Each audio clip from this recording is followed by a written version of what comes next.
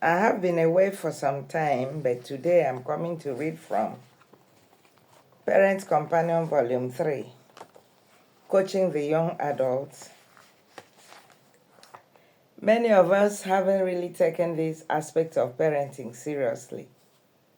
It may be one of the reasons we are having leadership issues and other things that are so degrading in the society. We take for granted that young adults have learned enough or are mature enough to make certain life mistakes. But we forget that this aspect of parenting is also very relevant. I'm reading from this book, as I said, Parents Companion Volume 3, Coaching the Young Adult, starting from page 8, which is the introduction. It reads thus: that parenting never ends but changes in styles and commitments as children grow. Middle-aged parents should not relieve themselves of active parenting roles even when their children soar over them in height.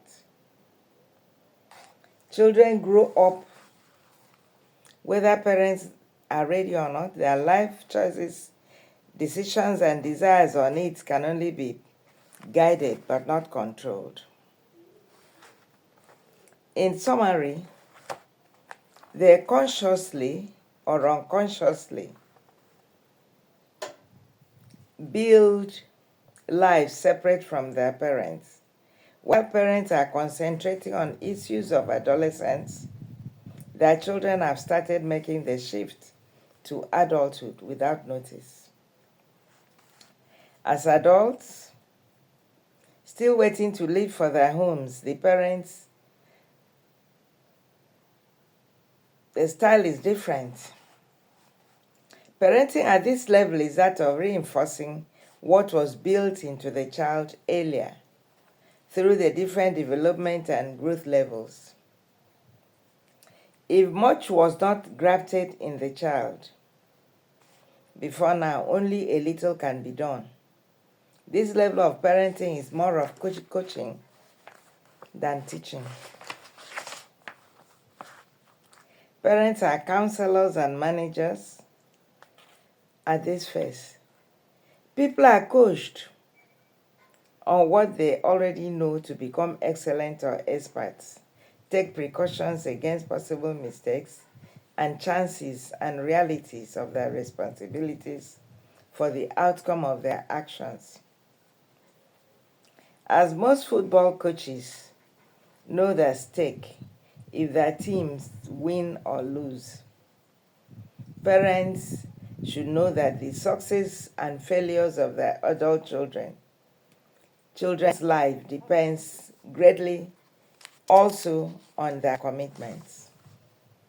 An adult child is always torn between exercising independence and conforming to the will of the parents. And within himself, he's an adult. But to parents, he's a child. How does a child cope in adult body, or vice versa? Coaching adult children helps to settle their imaginations, clarify their fears and doubts, and define the right path to success. Parental involvement during this phase also ensures the validity of early parenting lessons and guarantee for future success. That's why I earlier said that if little or nothing was done in the infant or children/adolescent phase, little or nothing can also be accomplished at this stage of young adulthood. The extent of the child's self-discovery will determine his ability to adapt to various life situations. Young adults must overcome several developmental challenges as they grow from age to age. The lessons must be strategically provided to prompt reminders whenever they require information to solve life problems. Young adults have to be guided on how to take decisions and make good choices of their lives. Most parents have taken decision-making development for granted. This lesson is pertinent because life outcomes depend solely on it. Over 90% of people's future life situations, whether successes or failures, are their choices in life. Individuals are always open to many options and opportunities to choose from. If they do not have the ability to decide right, they fail. Parents should be vigilant in playing their roles to avoid misunderstandings from their adult children. Such can cause children to doubt the parents' goodwill and lose their self-confidence and the respect they had for their parents. Adulthood is dominated by ability to think critically and take good decisions. Parents should intervene by aptly asking their young adult children their reasons for certain actions and decisions. Ability to answer questions appropriately without misunderstanding improves creative and critical thinking ability of the adult child. Also, parents should guide children to form the habit of having good reasons to back actions and decisions they make. This is a teaching of sound judgment and responsibility in the four cardinal virtues, which is well discussed in Parents' Companion, Volume 1. Then, leadership skill is also taught by parents first. Leadership is gaining better understanding daily. Before now, it was mainly associated with governance and political responsibilities. Young adults must be properly introduced to and taught clearly their leadership roles as individuals, in groups, within their society, and the world as a whole, even in their homes. Laying emphasis in the following areas below will help children, young adults, to be trusted as good leaders. 1. Character. Leadership is no longer trusted easily these days because people do not have good conscience. This is the main reason our leaders are corrupt. Those moral values you developed in them have to be tested before they leave you finally to their homes. Do you know why young adults pass through different types of schools and had several friends?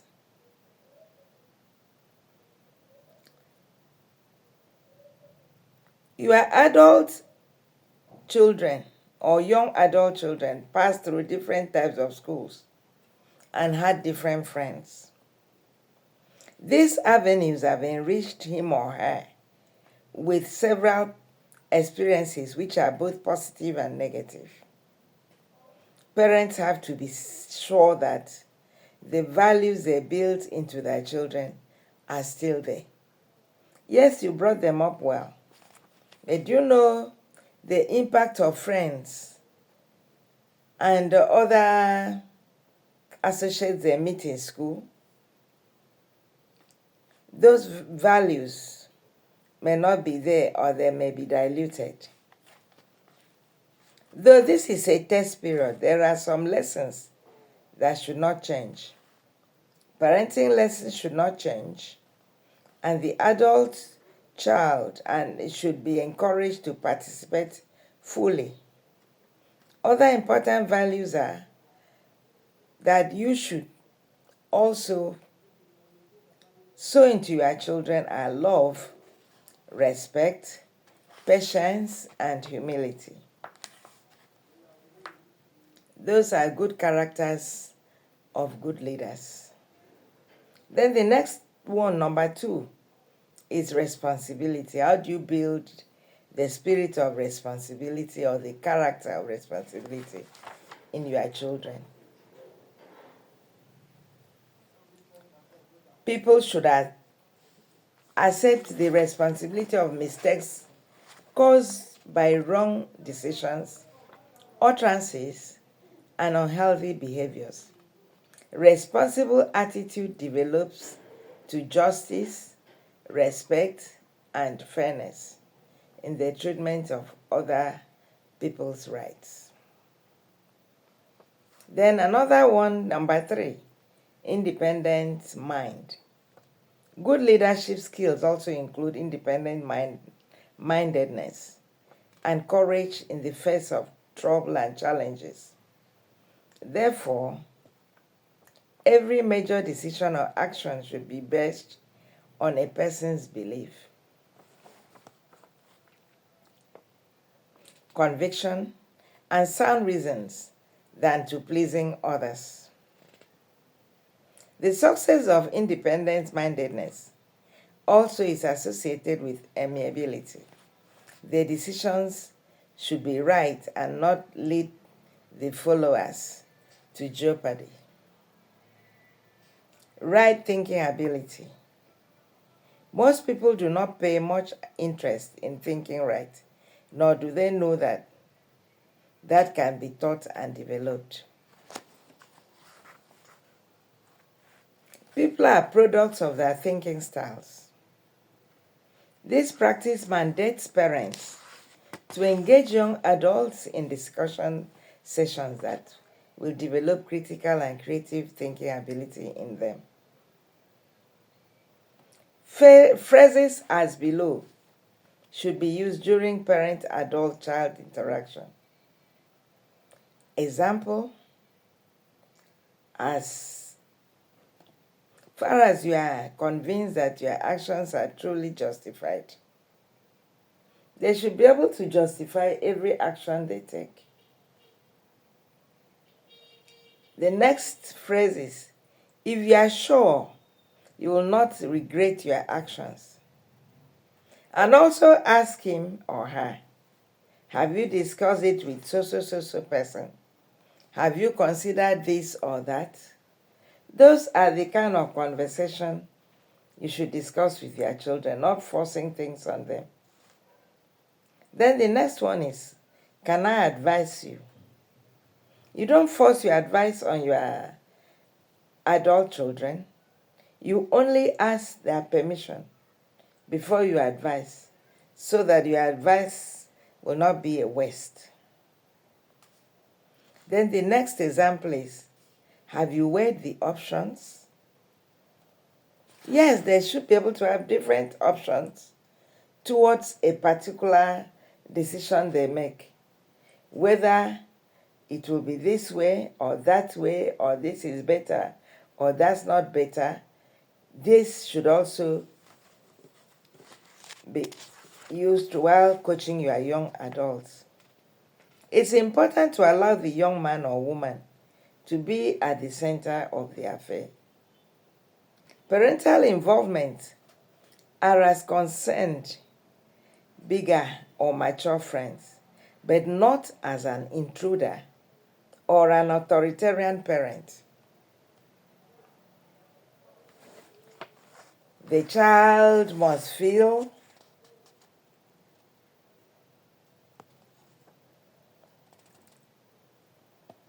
that his ideas and decisions matter also. You are not the only one that will talk.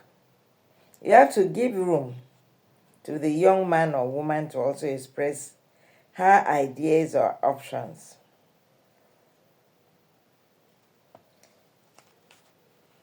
No matter what, they should be understanding, and the child should not be shut down or shouted at. Phrases as, I am your father or mother, listen to me, should be avoided to prevent insults, quarrels, and misunderstandings. The child already knows you as his or her parent, so you don't need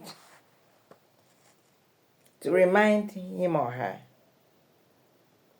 You have to trust his or her judgment because this is what you have spent years to do. Creative and critical minds bring forth unique visions and imaginations. Creative minds create possibility world within the existing larger world. These are leaders that can transform their homes, states, countries to incomprehensible levels. According to Covey, 2004, in his book The Eighth Habit, pages 70 to 73, everything is created twice. First on the mind, or as a vision, and second physically. Without the second actualization, there is no fulfillment and peace. It is only when the two are fulfilled that achievement is reached. That's on the introduction. Then the number 3 talks about personality strength, which has about 1, 2, 3, 4, 5, 6, 7, 8, 9, 10 pages, which I wouldn't want to read. It will become boring. So I'll do that next time, but I can only just start the introduction and continue next time, which I define personality is a combination of emotional, attitudinal, and behavioral response patterns of an individual.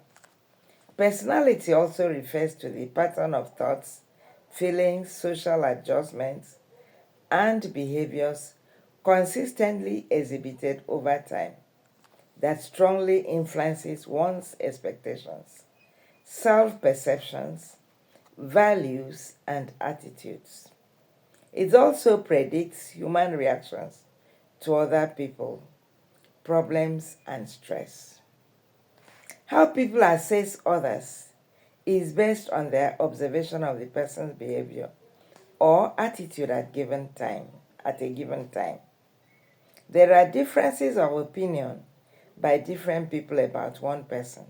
It's only when a person has maintained a particular acceptable behavior at different places around different people that his personality becomes ascertained.